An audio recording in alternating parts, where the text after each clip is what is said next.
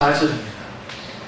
하나님의 말씀은 요한복음 6장 44절입니다. 나를 보내신 아버지께서 이끌지 아니하시면 아무도 내게 올 수 없으니 오는 그를 내가 마지막 날에 다시 살리리라. 아멘. 말씀 제목은 이끄시는 하나님입니다. 말씀 제목은 이끄시는 하나님입니다. 오늘 말씀의 그 배경을 보시면 6장 내용은 오병이의 기적을 주님이 일으키십니다. 그리고 놀라운 하나님의 역사를 경험하고 많은 사람들이 주님을 더 쫓게 됩니다. 그리고 그들이 예수님을 왕으로 삼으려고 하자 예수님이 이제 피하시고 그 다음에 기도하고 계시다가 주님이 이제 그 반대편으로 넘어가셔서 가버나움 지역으로, 그리고 디베랴 있는 그 지역에 계시다가 계속적으로 사람들이 따라온 것을 보고 이제 예수님이 그들에게 그들이 그 주님을 따라오는 것은 결국은 그 표적을 보고 혹은 이적을 보고 따라왔다라는 말씀을 쭉 하십니다.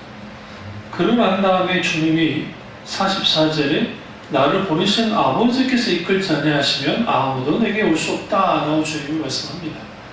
그러니까 우리가 예수님께 나오고 싶다고 해서 나와지는 것이 아닌 것을 우리 성경을 통해서 알 수 있습니다. 그러니까 하나님 우리를 이끌어 주셔야 돼요. 이끌어 주셔야 그 이끄심을 받고 주님께로 나올 수가 있습니다.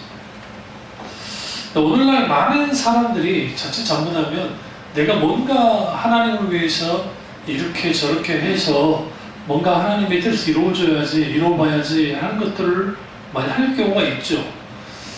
주로 볼 때는 이제 가장 막 불이 붙었을 때입니다. 그러나 이제 어느 시점 딱 들여다보면 내가 하는 데에서는 한계가 있습니다. 그러니까 오늘 지금 오병의 기적을 경험했던 사람들이 예수님을 왕으로 삼으려 하고, 심지어는 이제 예수님 자신이 생명의 양식인 것을 말할 때 그때 다 떠나버리잖아요. 그러니까 재미있는 게 뭐냐면 올 때도 자기들 마음대로 왔고 갈 때도 자기 마음대로 가버리더라고요. 근데 예수님이 의도적으로 아버지 하나님이 내게 이끌지 않으면 너희가 내게로 올 수 없다 라고 말씀을 통해서 결국 우리가 예수님을 믿고 따르는 것은 주님이 우리를 이끌어 주셔야 우리가 주님을 따를 수 있다는 것을 우리가 알 수 있습니다. 그러면 하나님이 이제 우리를 이끄실 때 다양한 방법으로 이끕니다. 성경 보시면 여러 가지 직접 주님이 말씀하시기도 하고, 때로는 주님이 천사를 보내서 이끄시기도 하고, 또 때로는 하나님이 다양한 표적과 이적과 기사를 통해서, 또 계시의 말씀을 통해서, 또 어떤 사람을 통해서, 어떤 환경을 통해서, 아니면 꿈과 환상을 통해서, 직접적으로 말씀을 통해서 다양하게 주님이 우리를 이끄시는 것이 있습니다. 그럼에도 불구하고 오늘 이제 두 가지를 나누려고 하는데요. 첫째로 하나님은 우리를 말씀으로 이끄십니다. 그러니까 하나님의 이끄심의 대부분은 하나님의 말씀이에요. 그러니까 하나님의 말씀이 우리를 이끄시는데, 주 말씀 내 발에 등이요 라는 말씀처럼 우리의 발걸음을 한 걸음 한 걸음 인도하는 게 하나님의 말씀입니다. 그런데 오늘날 너무나 많은 교인들이 하나님의 말씀을 이끌림을 받기보다는 세상 지혜를 가지고 자신의 어떤 계산과 자신의 생각을 가지고 하나님을 자기에게로 이끌기를 원하는 거예요. 그러니까 하나님을 끌어들이는 거예요.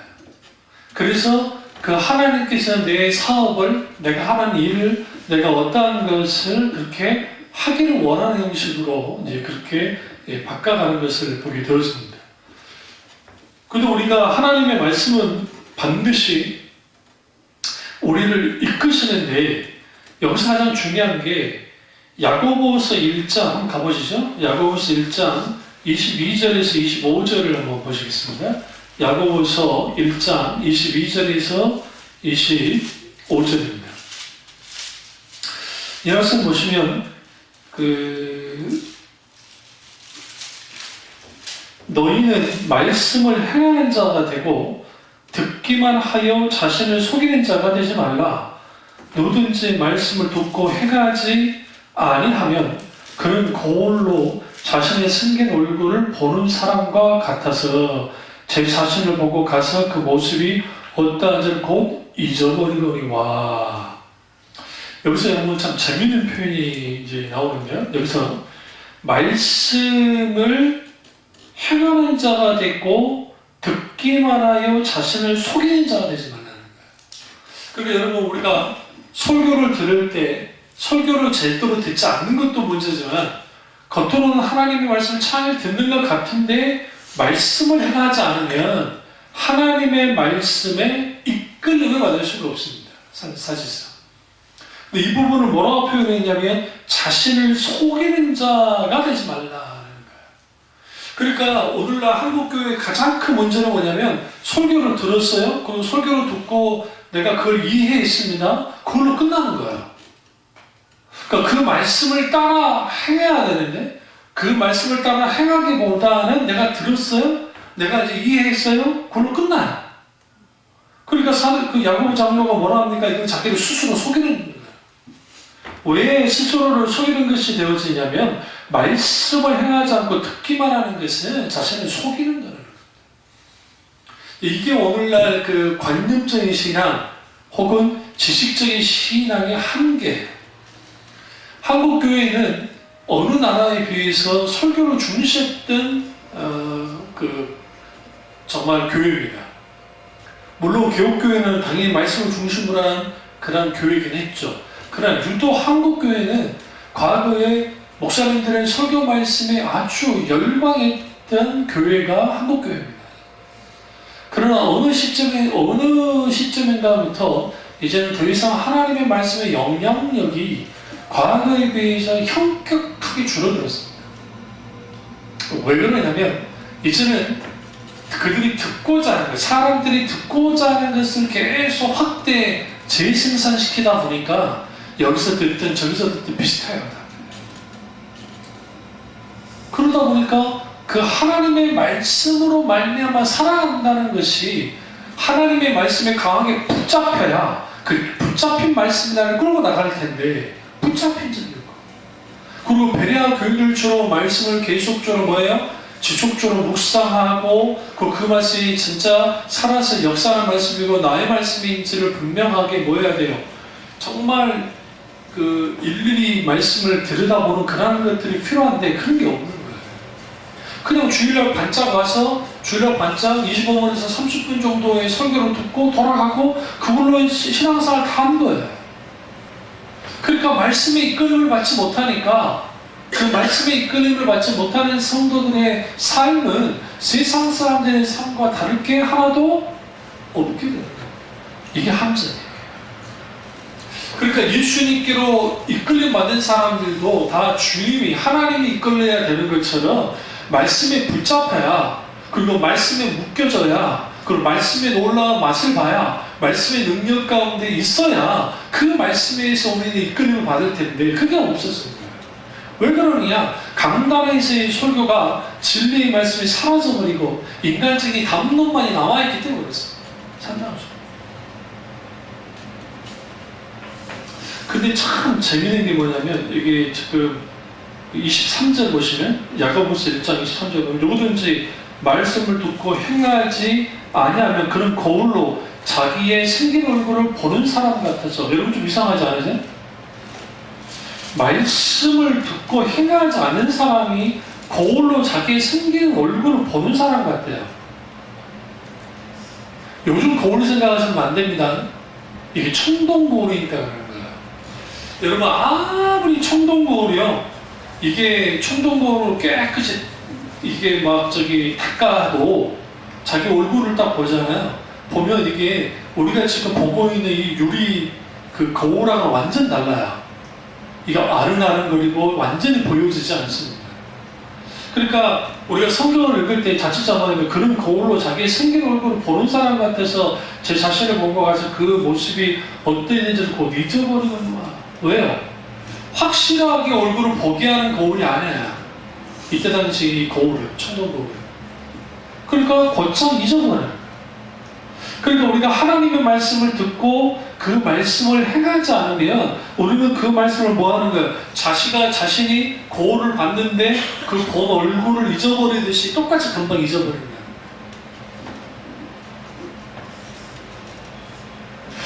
그러니까 이게 소위 말하는 그 하나님의 말씀을 듣는 것과 그리고 행하는 것 사이에서의 수많은 갈등과 수많은 그 어려움을 겪어요. 교회마다. 그러니까 우리는 다들 성경 말씀대로 살아야 됩니다. 그 말씀이 나의 말씀이 돼야 됩니다. 라고 하지만 사실은 그 말씀이 나의 말씀으로서 온전히 내게 영향을 끼치느냐, 나를 끌고 나가느냐, 그렇지 않는 경우가 많다는 거예요. 제가 오늘 오전에 점심 직전까지 비전 트리 말씀을 쭉 준비를 했습니다. 그래서 이제 이번 주부터 가짜, 공짜, 진짜라는 그 이제 세 개의 주제를 가지고 이걸 가지고 한번 이제 3주간 3주에 걸쳐서 주일날 오전마다 이제 비전 트리를 할 텐데요. 너무나 많은 경우에 가짜가 혹은 공짜가 오늘날 교회 안에 많이 들어와 있으니까 진짜가 뭔지를 모르는 거예요. 이게 진짜가 뭔지. 그러니까 진짜가 뭔지를 모르니까 사실상 뭐가 안 되냐면 그 분별이 안 되고, 그러니까 뭘 선호하게 되냐면 가짜를 선호하는 거예요. 그 재밌는 게 그 진짜를 막 수선해주는 막 수선분들이 있거든요. 막 그 명품이라고 하는 것들. 그러면 그분들이 어떻게 진짜인지 가짜인지를 압니까? 라고 하니까 그분들이 참 절밀만이 하는 게, 그분들은 늘 진품을 먼저 계속 손으로 만져보고 냄새도 맡아보고 그 바늘 박음질로 쭉 들여다보고 또 그 촉감인데 이게 이제 가죽이 어떻게 돼 있고 천이 어떻게 돼 있는 걸 다 하는 거예요.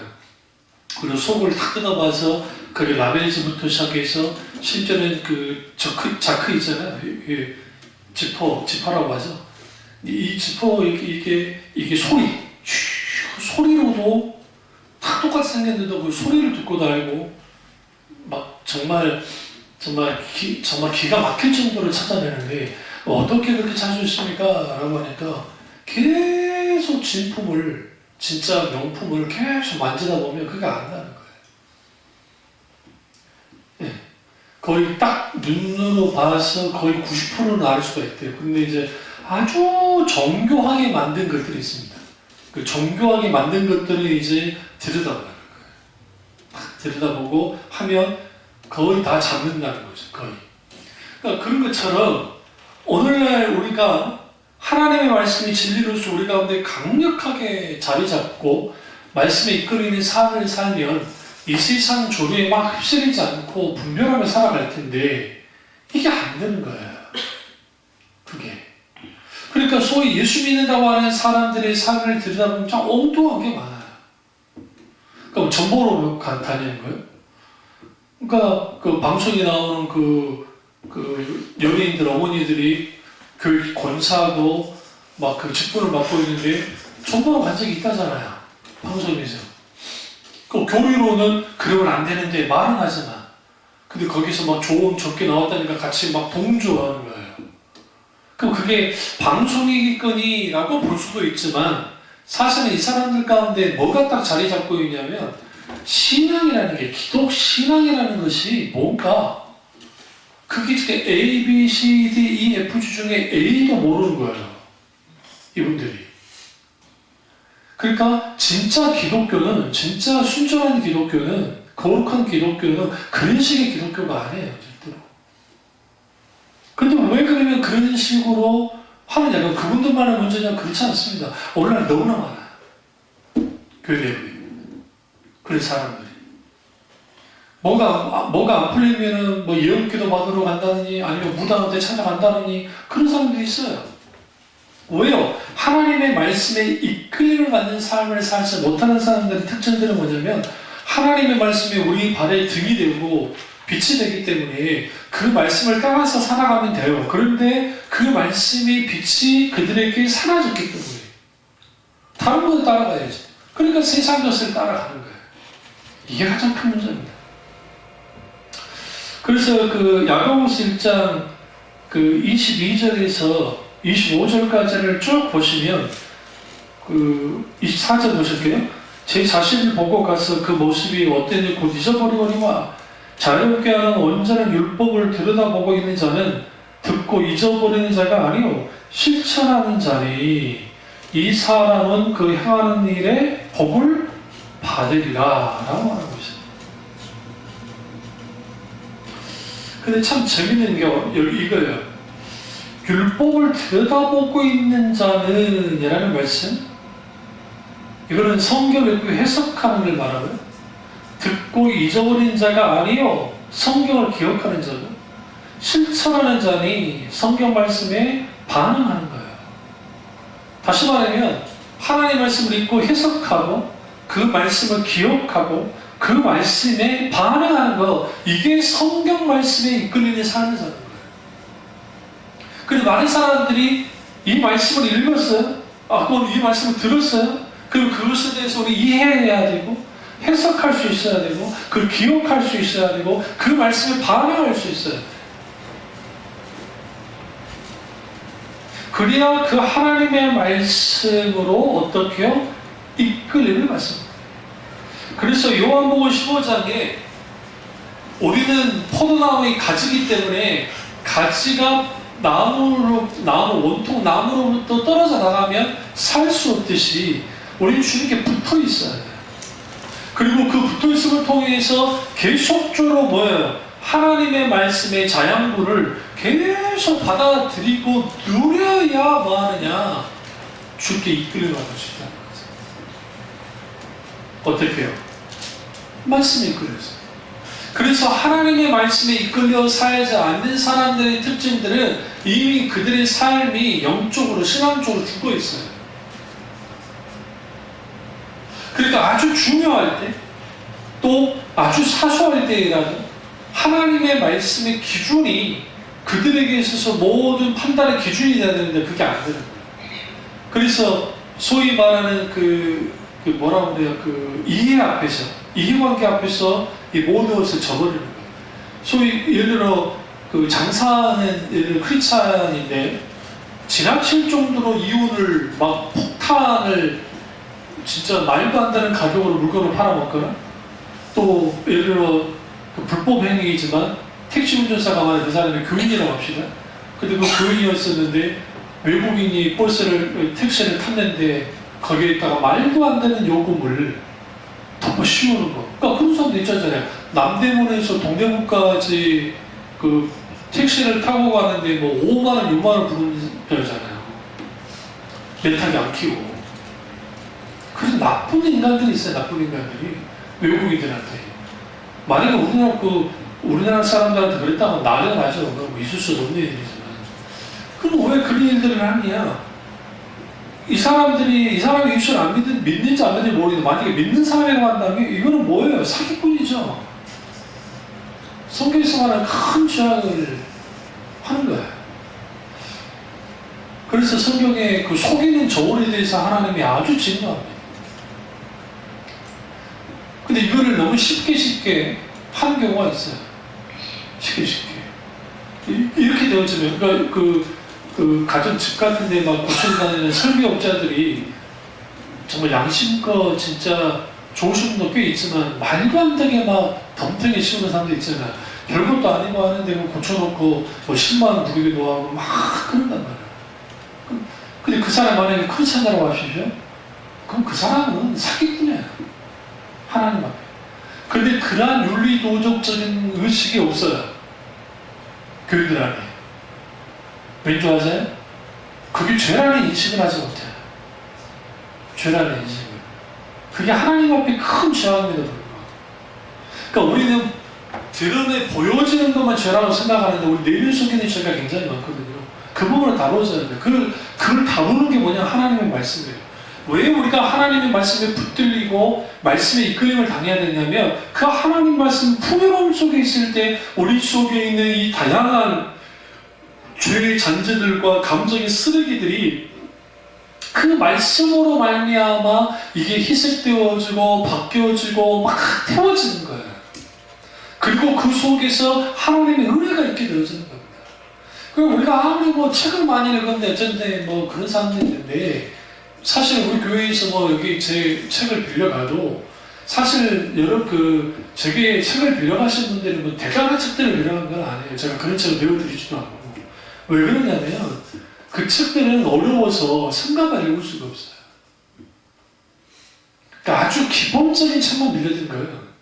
근데 뭐 그런 거 읽고 뭐 대단한 거지만 그것도 참 이것도 웃긴 것이에요. 왜 그러냐면 진짜 뭐 책 읽는 건 참 좋은데 우리가 아무리 책을 읽든 성경 말씀을 읽든 거기에서 뭐가 있어야 되냐면 반드시 내가 거기에 반응해야 돼. 그리고 뭔가 거기에서 내가 교훈을 얻든지 아니면 이끌림을 그 말씀 가운데에서 이끌림을 받아야 돼요. 그래야 거기에서 뭐가 있게 되느냐 놀라운 게 있죠. 그러니까 감정 서적 같은 게 왜 많이 팔렸냐면 과거에 사람들에게 금방 감정적인 이입을 줘요. 그러니까 그럴 수 있죠. 제가 미라클 7000이라고 하는 그 프로그램을 CBS인가 어딘지 모르겠습니다만 거기서 봤는데 진짜 시골에서 목회하는 전문 전도사님, 감정교육 전도사님이 이제 교회가 거의 막 문도 안 되고 아주 오래돼가지고 막 진짜 말도 안 되는 그런 상황이 있는 상황에서 이제 미라클 실제 기도팀들이 가서 막 기도해주고 그 다음에 알지도 못하는 분들이 후원을 해줘서 교회를 아름답게 지어진 걸 봤습니다. 그러니까 그 전도사님 이제 목회하고 그 목회하는 과정 가운데 그런 일들을 경험해서 얼마나 감사해요. 근데 이제 그런 하나님 은혜가 있으니까 귀한데 또 그걸 보는 사람들이 기꺼이 또 선한 일에 동참해야죠. 근데 하나님은 그런 일들을 하시는데 놀라운 역사를 하시죠. 그럼에도 불구하고 우리가 어떤 적극적인 감정이 아니라 성령께서 우리에게 촉구하실 때 있어요. 그럼 우리는 마땅히 충성하고 봉사해야죠. 또 하나의 시골 교회를 보여주는데 그 목사님이 장로교 목사님이신데 신장 투석을 하는 목사님이고 아들이 이제 완전 뇌변명 진짜 소아마비 거의 뭐 몸을 가눌 수 없는 다 큰 아들 하나가 있더라고요. 그 방송 찍고 3일 만에 그 목사님이 소천하셨어요. 돌아가셨어요. 교회는 불타가지고 다 전소되고 없고. 그리고 이제 이후에 일을 보여주는데 사모님이 지금 이제 신앙을 들어가셔서 교회를 하는 모습을 보였습니다. 그리고 이제 거기서 성도들 기도하고. 그러니까 아주 가슴 아픈 사연들, 그리고 거기에 기적것 같은 그런 일들이 벌어져서 얼마나 감사합니까? 근데 여러분 이게 하나님 하신 건 사실인데 또 역설적으로 말하면 그게 방송의 힘이에요. 세상 방송도 그렇게 할 때가 있잖아요. 어떤 집을 고쳐준다, 다 쓰러져가 일보 직전에 집을 고쳐줘서 사람들에게 좀 행복하게 만들어준다. 그게 하나님이 하시지 않았다는 말이 아닙니다. 그게 아니라 가장 중요한 건 뭐냐면 그런 것들을 통해서 사람들에게 헌신할 수 있는 마음을 불러일으키는 게 좋습니다. 그리고 아주 가슴 아픈 사인들을 보여주면서 이렇게 고군분투하며 사역하는 목사님들이 힘이 되어지는 거 얼마나 감사해요. 그럼에도 불구하고 거기에 가장 소중한 건 뭐냐면 하나님의 강력한 하나님의 말씀이 어느 곳에도 살아서 역사되어져야 돼요. 그래야 말씀이 이끌려져요. 참중앙교회에 하나님의 말씀이 강력하게 되어 살아서 역사되어지고 그런 것이 있을 때 말씀의 강력한 능력이, 은혜가 살아 넘칠 때 거기에 말씀이 이끄는 일들이 일어난다는 거죠. 마지막 두 번째로 하나님은 광야로 우리를 이끄십니다. 신명기 8장 1절과 6절에 잘 말씀이 나오는데요. 예수님도 늘 하나님의 이끌림을 받았던 삶을 사셨습니다. 광야로 성령에 이끌려 광야로 들어가셨고 또 예수님은 마지막 겟세마네 동산을 기도하시면서 아버지의 의지에 이끌려, 물론 그분이 이제 스스로 자기 몸을 내어드리고 십자가 못 돌아가셨습니다. 마찬가지로 하나님은 때로는 우리를 이끄실 때에 말씀으로 우리를 이끄시지만 또 하나는 광야로 이끄십니다. 왜냐하면 광야에서 우리는 반드시 뭘 경험해야 되느냐? 하나님만을 의존하는 법을 배워야 됩니다. 그럼 왜 하나님이 우리를 광야로 이끄실까요? 신명기 8장 2절에 보면 하나님 우리를 시험하기 위해서 광야로 이끄시고, 또 다른 하나는 신명기 8장 3절에 말한 것처럼 하나님이 우리와 얼마나 가까이 계신지를 가르치기 위해서 어떻게 해요? 우리를 광야로 이끌어요. 때로는 건강의 광야, 물질의 광야, 인간관계의 광야, 사역의 광야, 사업의 광야, 이런 광야로 내몰릴 때가 있습니다. 그럼 왜 하나님이 그 광야를 내모는 거냐? 나 혼자 있는 것이 아니라 하나님이 늘 가까이 계신다는 사실을 기억하게 하기 위해서입니다. 이게 아주 중요합니다. 그러니까 광야에서 우리는 반드시 뭘 배워야 되냐면 정말 하나님께 순복하는 법을 배워야 돼요. 그리고 하나님께 정말 반응하는 법들을 배워야 돼요. 거기서 하나님이 광야로 이끄시는 하나님이 그 광야 속에서 우리와 충만한 하나님 나를 훈련시키시고 하나님이 내게 놀라운 역사를 해주는 것들이 차고 넘치는 만큼 이제는 내가 하나님께 이끌림을 받는 삶을 하는 거예요. 근데 이제 문제는 뭐가 바뀌어졌냐면 오늘날에는 내가 아주 중요하니까, 나 자신이 중요하니까 이제는 하나님이 내게 이끌리길 원하는 거예요. 제가 이번 어떤 글을 보다가 진짜 좀 요즘 애들이 그렇구나 그랬는데, 서울에 있는 유명한 대학 학생들이에요. 학교를 대학생인데 이제 학교 강의 때문에 택시를 타고 좀 늦어가지고 늦지 않으려고 택시 타고 갔는데 갑자기 휴강이 된 거예요. 교수님이. 옛날 우리 때 같았으면 휴강이면 뭐 휴강인가 보다, 그리고 교수 좀 욕 한번 하고 그냥 끝나는데 이 친구가 교수한테 전화를 해가지고, 담당 교수한테 전화를 해가지고 택시비 달라는 거예요. 택시비 달라고. 나는 강의 들으러 왔는데 비싼 등록금 내고 교수님 강의 들어갔는데 왜 휴강하셨습니까? 택시 타고서 택시비 주십시오. 그래서 계좌를 보내줬대요, 교수님이. 처음에는 뭐 별일 다 했다는데 사실 누가 잘못한 거예요? 교수가 잘못한 거죠. 휴강하라고 미리 알려주었습니다. 그러지 않았으니까. 또 심지어는 다른 학생인데, 그러니까 서울에 있는 유명한 대학 학생인데, 교수가 이제 처음 개강해가지고 강의할 때는 실러버스 나눠주고, 이제 계획표, 수업 계획표 나눠주고, 그 다음에 이제 참고 도서를 이제 사야 될 도서를 이제 해줍니다. 근데 이 양반이 실수로 이제 그러니까 개정판이 아니고 그냥 예전판으로 이제 알린 거예요. 학생한테. 이거 뭐냐면 이 사람이 이제 정석이 없던 거죠. 예전에 떴던 걸 그냥 위임을 바꾸고 그렇게 한 거예요. 그러니까 비싼 책을, 전공 소정을 학생 몇 명이 샀나 봐요. 그러니까 책을 갖고 와가지고 교수님한테 이 책 물어주시고 새 책 살 돈을 달라고. 우리 때는 있을 수가 없습니다. 학점 만족가가 등등 떨 텐데 요즘 애들 당차요. 왜 그러느냐? 그러니까 요즘 애들은 내가 중심이기 때문에. 그리고 등록금이 한 학기 등록금이 600만 원 막 그러거든요. 평균 550 이상 600만 원. 그러니까 엄청난 돈 아닙니까? 그 비싼 돈 등록금을 받으면서 왜 우리가 그런 부당한 대우를 받아야 됩니까? 라는 생각을 다 갖고 있어요, 애들이. 뭐 일부 애들이긴 하겠습니다만, 그 친구들이 잘못했다는 게 아니에요. 그만큼 막 당당하게 자기 중심적으로 그렇게 나가요. 근데 오늘날 문제는 많은 사람들이 자기도 모르게 광야에서 만져지지 않으니까 하나님께 이렇게 하는 경우가 많다. 그래도 이 친구들은 정당하게 한 거거든요. 그러니까 이건 누가 뭐라 하겠어요. 정당하지도 않고. 예수교회가 지금 난리였거든요, 어저께. 어떻게 차명 기자가 400개며 어떻게 그 교회 그러니까 그 재단 법인이 6번 바뀔 수 있을까? 5번, 6번 바뀌었다는데 이거는 불가능한 거예요. 그럼 그 S교회 원래 그 설립했던 그 목사님이 미국에서 공부하고 와서 학자였거든요. 통합주 목사이긴 하지만. 그 시대가 무슨 시대냐면요. 우리나라가 그 미국에서 공부해가지고 이것만 좀 알려주면 교육 개척을 하면 잘 될 때예요.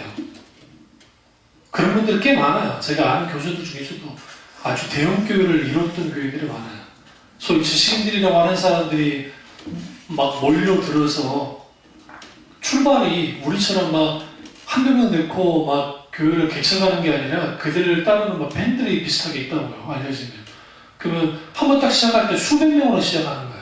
그렇게 해가지고 교회가 막 몇천 명이 되는 교회로 된 교회. 그런데 거기에 재정 비리가 지금 수백억의 재정 비리가 지금 드러났거든요.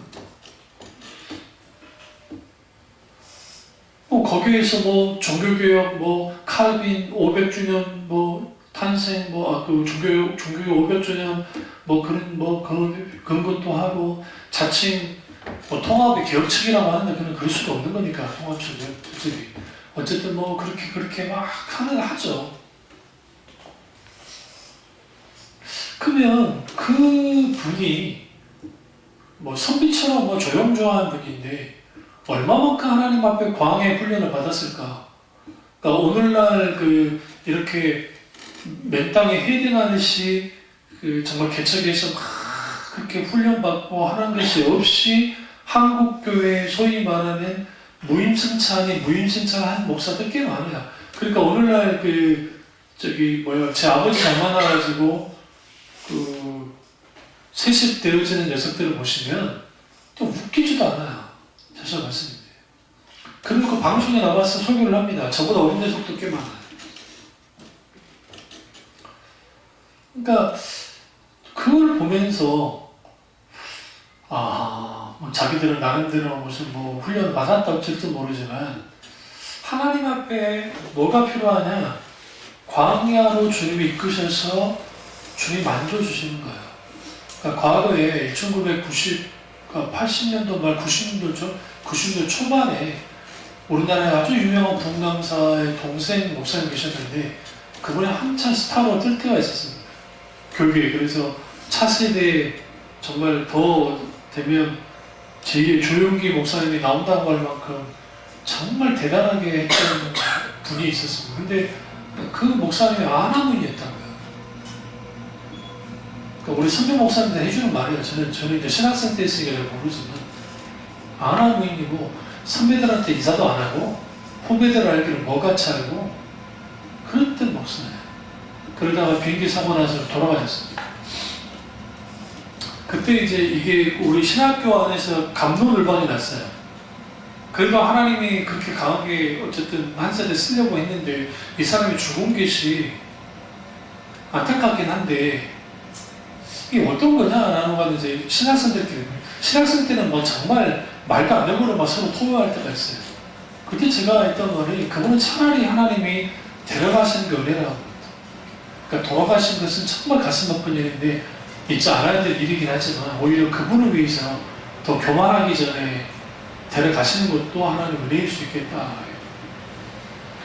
그러니까 이런 것들이 왜 벌어지냐면 일종의 광야의 훈련을 통해서 하나님께 순복하는 법과 하나님이 가까이 계신 것들을 경험하게 되어지면 아주 우리가 힘들고 어려움 속에서 자라나와요.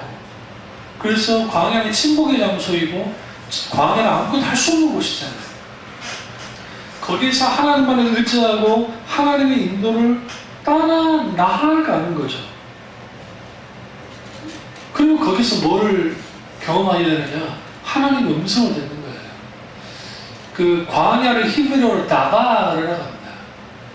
이 다바르라는 뜻은 말을 한다는 뜻도 있어요. 광야라는 뜻이. 근데 이 다바르라는 뜻이 뭐와 어원이 똑같으냐면 두루마리라고 하니까 말씀과 똑같아요. 어원이.